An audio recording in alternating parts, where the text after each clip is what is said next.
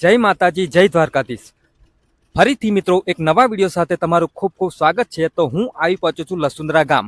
જે તમે મારી પાછળ જે જોઈ રહ્યા છો એ ડાકોર અને ફાગવેલ રોડ છે। અહીંયાથી ડાકોર 26 કિલોમીટરનું અંતર થાય અને ફાગવેલ 10 કિલોમીટરનું અંતર થાય। અહીંયા બાજુમાં લસુંદરા ગામ આવેલું છે। ત્યાં આગળ ગરમ અને ઠંડા પાણીના કુંડ આવેલા છે, તેના પણ આપણે દર્શન કરીશું। જો તમે મારી ચેનલ પર પહેલી વાર હોય તો ચેનલને લાઇક શેર સબસ્ક્રાઇબ જરૂર કરી લો। તો ચાલો આપણે જઈએ અને ઠંડા અને ગરમ પાણીના કુંડના આપણે દર્શન કરીએ।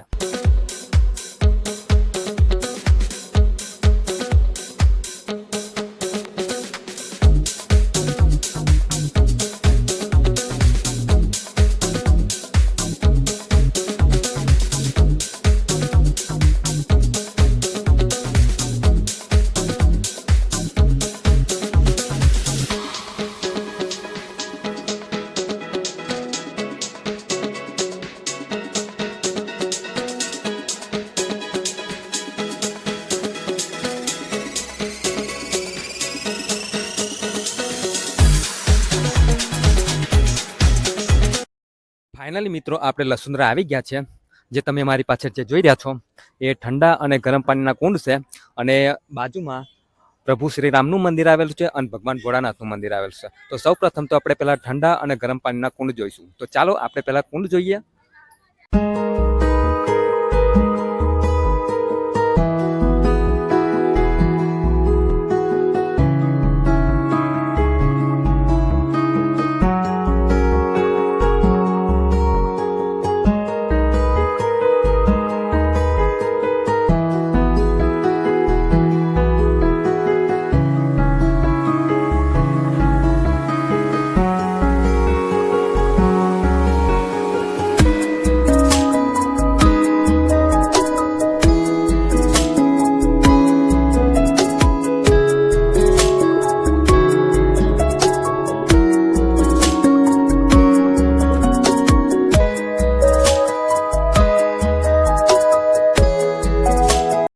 વાત કરીએ મિત્રો તો આ કુંડની અંદર ગરમ અને ઠંડુ પાણી આવે છે, તે કુદરતી રીતે આવે છે।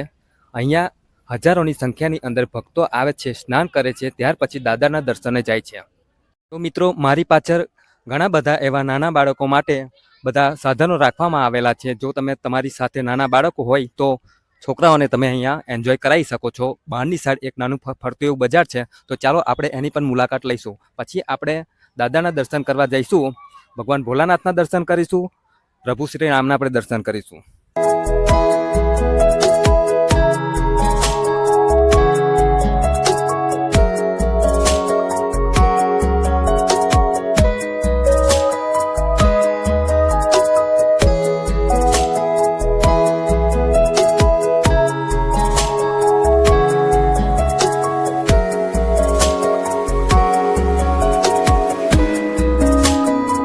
મિત્રો તમે મારી પાછળ જે જોઈ રહ્યા છો એ રામ મંદિર છે અને ભગવાન ભોલાનાથનું મંદિર છે। હું પણ દર્શન કરું અને તમે પણ દર્શન કરો। ચાલો તો હું તમને ત્યાં અંદર જઈને દર્શન કરાવું।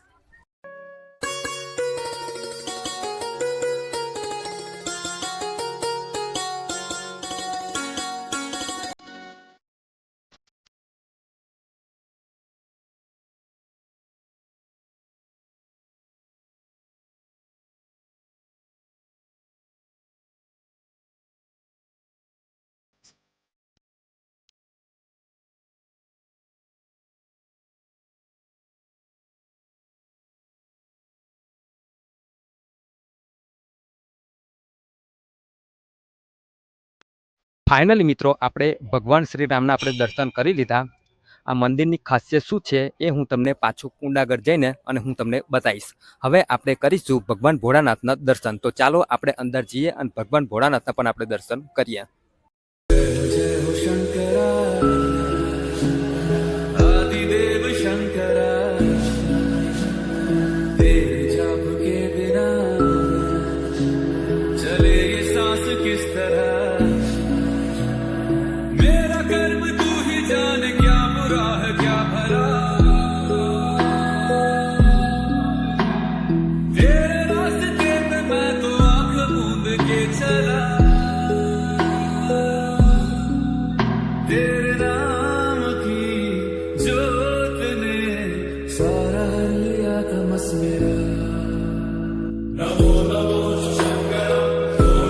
મિત્રો આ કુંડની ખાસિયત એ છે કે આ કુંડમાંથી તમે ગમે એવો રોગ થયો હોય તો આ કુંડનું પાણી તમે લઈને ઉપર પ્રભુ શ્રી રામના મંદિરે તમે લઈ જાઓ અને ત્યાં આગળ તમે 5 રવિવાર ભરો તો તમને ગમે એવો રોગ હોય તો આ કુંડના પાણીથી તમને મટી શકે છે.